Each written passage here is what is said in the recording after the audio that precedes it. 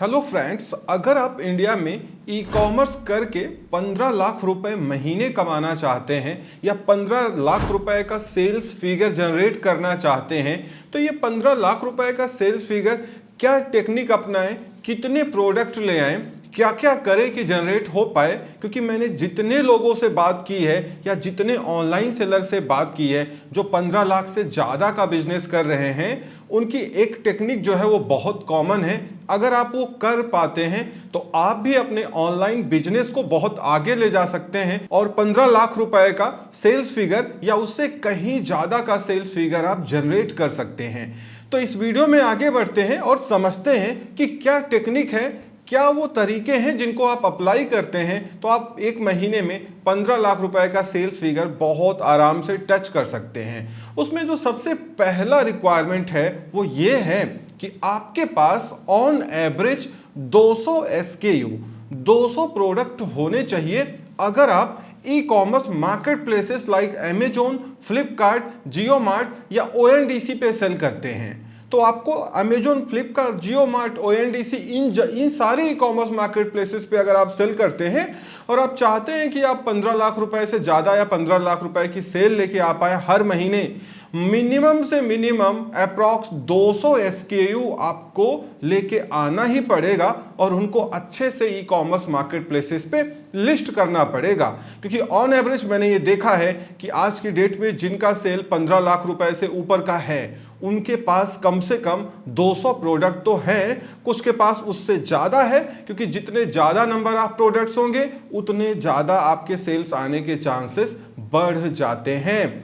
यह है अगर आप मार्केट प्लेसेस पे बेचते हैं। तो अगर आपके पास अपनी वेबसाइट है और आप अपनी वेबसाइट पे एड्स के थ्रू ट्रैफिक लेके आ रहे हैं और आप चाहते हैं कि आप 15 लाख रुपए का सेल फिगर अचीव कर पाएं तो इसको करने में मिनिमम 5 प्रोडक्ट, मैक्सिमम 200 आराम से आप कर सकते हैं। क्योंकि जब आप अपने ई कॉमर्स वेबसाइट पे सेल करते हैं और आपके पास सिर्फ 5 ही प्रोडक्ट हो, 5 प्रोडक्ट्स हो और वो 5 प्रोडक्ट्स वो हो जिनकी इंडिया में डिमांड बहुत ज़्यादा हो और आपने अपनी वेबसाइट पे प्रोडक्ट को लिस्ट किया, सोशल मीडिया पे ऐड चला दिया। अब जो यूट्यूब, फेसबुक, इंस्टाग्राम पे आपका ऐड देख रहा है और वो क्लिक करके आपकी वेबसाइट पे आ रहा है, उसको बहुत ज़्यादा शुरुआती दौर में आपके ब्रांड से मतलब नहीं होता है। वो उस प्रोडक्ट को देखता है, उसके प्राइस को देखता है और COD है या नहीं ये देखता है और फिर उसको परचेज कर लेता है।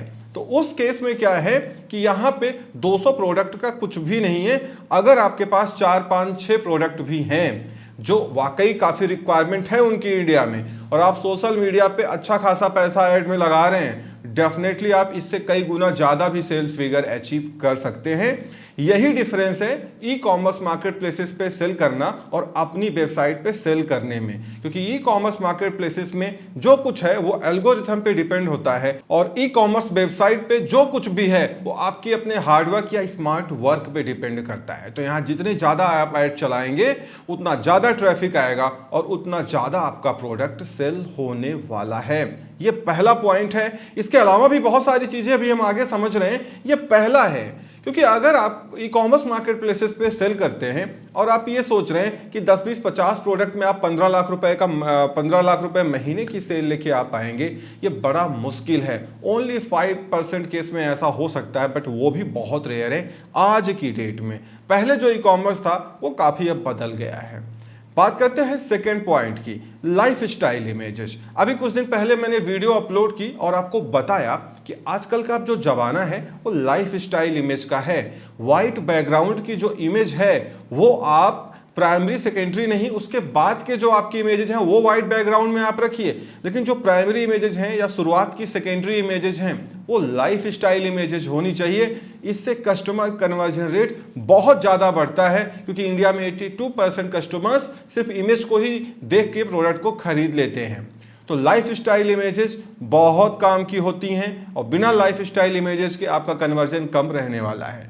तो अगर आपके पास 200 प्रोडक्ट भी है ई कॉमर्स मार्केट प्लेसेस के लिए या 5 to 200 प्रोडक्ट्स हैं अपनी वेबसाइट के लिए और वो लाइफ स्टाइल इमेजेस रखते हैं या आपने लाइफ स्टाइल फोटोग्राफी करके या AI टूल की मदद से, जैसा हमने पहले वीडियो में बताया है, आपने किया हुआ है, तो डेफिनेटली आपका सेल 15 लाख रुपए या उससे ज़्यादा जा सकता है। बात करते हैं थर्ड पॉइंट की, अगर आप ई कॉमर्स मार्केट प्लेसेस पे सेल करते हैं या अपनी वेबसाइट पे सेल करते हैं, जो तीसरा सबसे बड़ा पॉइंट है वो है एड्स या कैंपेन्स। Amazon, फ्लिपकार्ट, मीशो, आज की डेट में अगर आपको वहां पे स्टैंड करना है तो बिना ऐड चलाए बहुत कुछ अब होने वाला नहीं है, क्योंकि उनकी एल्गोरिथम इस तरीके से डिजाइन की गई है कि अगर आप एल्गोरिथम मीन्स आप ऐड नहीं चलाते हैं तो आप एल्गोरिथम में फिट नहीं बैठेंगे, आपकी विजिबिलिटी कम होती चली जाएगी। तो आपको वहां पे कॉन्टिन्यूअस कैंपेन या एड्स चलाना ही पड़ेगा, भले ही आपकी बिडिंग आप कम रख के चला रहे हो। और अगर आप अपनी वेबसाइट पे सेल करते हैं तो यहां पे भी आपको कॉन्टिन्यूअस ऐड चलाना पड़ेगा सोशल मीडिया पे, वो यूट्यूब हो, फेसबुक हो, इंस्टाग्राम हो, गूगल हो। बट मुझे ऐसा लगता है कि जितना पैसा आप मार्केट प्लेसेस पे कैंपेन चलाने में खर्च कर रहे हैं, उतना अगर आप अपनी वेबसाइट पे खर्च कर लेंगे उससे ज़्यादा पैसे आप अर्न कर पाएंगे, क्योंकि एड्स तो आपको दोनों जगह पे चलाना है। इसीलिए इन पैरेलल आपको ज़्यादा ध्यान ई कॉमर्स मार्केट प्लेसेस पे नहीं, अपनी वेबसाइट पे देना चाहिए, और इन पैरेलल आपको ई कॉमर्स मार्केट प्लेसेस पे सेल करते रहना चाहिए। बात करते हैं नेक्स्ट पॉइंट की, सेल प्राइस। आप ई कॉमर्स मार्केट प्लेसेस पे सेल कर रहे हैं या आप वेबसाइट पे सेल कर रहे हैं, जो प्राइमरी पैरामीटर है वो उसमें एक सेल प्राइस भी है। खासकर ई कॉमर्स मार्केट प्लेसेस पे सेल प्राइस बहुत मायने रखता है। अगर आपका सेल प्राइस आपके कंपटीटर से ज्यादा है, एल्गोरिथम आपको ट्रैक कर लेगी, आपकी विजिबिलिटी कम हो जाएगी। अगर आपका सेल प्राइस जो आपके कंपटीटर हैं उनसे कम है और आपकी क्वालिटी बेकार है तो भी आपकी विजिबिलिटी कम हो जाएगी। अगर आपका सेल प्राइस कंपटीटर के आसपास है या थोड़ा कम है बट क्वालिटी बहुत एक्सीलेंट है, आपकी विजिबिलिटी बढ़ने वाली है। तो मार्केट प्लेसेस पे आने से पहले सेल प्राइस को डिसाइड करके आइएगा, क्योंकि एक बार जो आपने सेल प्राइस वहां पे डिसाइड कर लिया, अब अगर आप उसको बहुत ज़्यादा बढ़ाने या घटाने की कोशिश करेंगे आपको डबल लॉस होगा। इसीलिए मार्केट प्लेसेस पे सेल प्राइस बहुत मायने रखता है। और बात करें अब अगर अपनी ई कॉमर्स वेबसाइट की, यहां भी सेल प्राइस मायने रखता है, लेकिन यहां पे जो सेल्स प्राइस है, जो भी कस्टमर आपको पैसा दे रहा है उस आइटम को खरीदने में आपकी वेबसाइट से, वो वैल्यू फॉर मनी होना चाहिए। यहां पे sale price value for money में कन्वर्ट हो जाता है, मतलब यहां पे वो सेल प्राइस उस तरीके से उतना मायने नहीं रखता जितना ई कॉमर्स मार्केट प्लेसेस पे रखता है, क्योंकि वहां सब लोग एक के पीछे एक सेल कर रहे हैं, सब चाहते हैं मेरा प्रोडक्ट बिके, सब बहुत एग्रेसिवली कंपटीशन में आ रहे हैं और एक दूसरे से कंपटीशन ले रहे हैं। बट ई कॉमर्स वेबसाइट पे ऐसा नहीं होता है। यहां पे जो प्रोडक्ट आप बेच रहे हैं उसका जो सेल प्राइस है वो कस्टमर को प्रोडक्ट डिलीवर होने के बाद वैल्यू फॉर मनी लगना चाहिए, तो वो दोबारा भी आके खरीद सकता है और आपका प्रोडक्ट रिटर्न भी नहीं आने वाला। बात करते हैं नेक्स्ट पॉइंट की, दैट इज ब्रांडिंग। अगर आप ई कॉमर्स वेबसाइट पे सेल करते हैं या आप सेल करते हैं ई कॉमर्स मार्केट प्लेसेस पे, ब्रांडिंग बहुत जरूरी है। आप जो आइटम बेच रहे हैं उसका जो पैकेजिंग मटेरियल है जिसमें आप पैक करके भेजते हो, पॉली बैग हो या बॉक्स हो, अगर वो कस्टमाइज है, मीन्स प्रिंटेड है आपके कंपनी के नाम से, उसमें आपकी वेबसाइट लिखी है, आपका ईमेल आईडी लिखा है, आपका फ़ोन नंबर लिखा है, वो एक बहुत बड़ा इंप्रेशन कस्टमर के ऊपर डालती है। एक आइटम कस्टमर को डिलीवर हो रहा है जो प्लेन कार्टून में है, और एक आइटम कस्टमर के पास जा रहा है जिसमें उस कंपनी का अपना कार्टून है या अपना बॉक्स है, तो उसका अलग इंप्रेशन होता है। इसीलिए जैसे ही आप बिजनेस स्टार्ट करो, थोड़ा बहुत खर्च आता है, आप कोशिश करो कि आप कस्टमाइज पैकेजिंग यूज करो, पैकेजिंग मटेरियल यूज करो जो आपकी कंपनी का नाम उस पर हो, सारी चीज़ें हो। इससे कस्टमर का कॉन्फिडेंस बढ़ता है और आपकी कंपनी का नाम भी बढ़ता है, आपका जो ब्रांड है उसकी अवेयरनेस लोगों के बीच बढ़ती है। तो ये बहुत मायने रखता है। बहुत लोग कस्टमाइज पैकिंग को इग्नोर कर देते हैं, बट आज की डेट में वो जमाना अब नहीं है। आपको अगर थोड़ी बहुत सेल आने लग रही है तो आपको ध्यान कस्टमाइज पैकेजिंग पे भी देना चाहिए, जहां पे आप देख सकते हैं कि जो भी आपका पैकेजिंग मटेरियल है वहां पे आपका कंपनी का नाम, वेबसाइट का नाम, आपका एड्रेस भी हो सकता है, फ़ोन नंबर भी हो सकता है, ईमेल आईडी हो सकता है कस्टमर केयर का। ये सब लिखने से कस्टमर का कॉन्फिडेंस बढ़ता है। तो ये आप चाहे ई कॉमर्स मार्केट प्लेसेस पे सेल करें चाहे वेबसाइट पे सेल करें, काफ़ी ज़रूरी होता है, जो आपको आगे आपकी ब्रांड अवेयरनेस को बढ़ाएगा और धीरे धीरे आपका जो सेल्स फिगर है वो भी ये बढ़ाने में मदद करता है। बात करते हैं लास्ट पॉइंट की, लास्ट बट नॉट लिस्ट। अगर आप मार्केट प्लेसेस पे सेल करते हैं तो आपको वहां पे अमेजोन, फ्लिपकार्ट, मीशो, ONDC, जियो मार्ट जहां भी सेल कर रहे हैं, आपको उनकी पॉलिसी का पूरा ध्यान रखना पड़ेगा। वो जो कुछ आपसे चाहते हैं वो आपको करना पड़ेगा। वो चाहते हैं आप ऐड चलाओ, करना पड़ेगा। वो चाहते हैं आप उनकी सर्विसेज लो, थोड़ा बहुत आपको करना पड़ेगा। अगर आप वो नहीं करेंगे, उनकी पॉलिसी को फॉलो नहीं करेंगे, तो वो बैक एंड से आपके अकाउंट की विजिबिलिटी को हैम्पर कर सकते हैं। और रही बात अपनी ई कॉमर्स वेबसाइट की, वहां ऐसा कुछ भी नहीं है।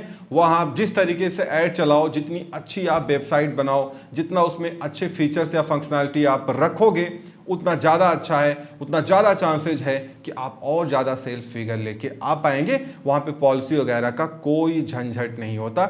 ई कॉमर्स वेबसाइट आपकी अपनी वेबसाइट है, वहाँ जो कुछ आप करेंगे आप अपने लिए करेंगे। वहाँ कोई आपको रोकने टोकने वाला नहीं है, जिसका फ़ायदा उठा के आप और अच्छी सेल्स फिगर जनरेट कर सकते हैं। तो ये सारे पॉइंट्स हैं, अगर आप इनको एक साथ फॉलो करते हैं, इनके बीच में बैलेंस बना के रखते हैं, डेफिनेटली आपकी सेल 15 लाख या उसके ऊपर जाने वाली है।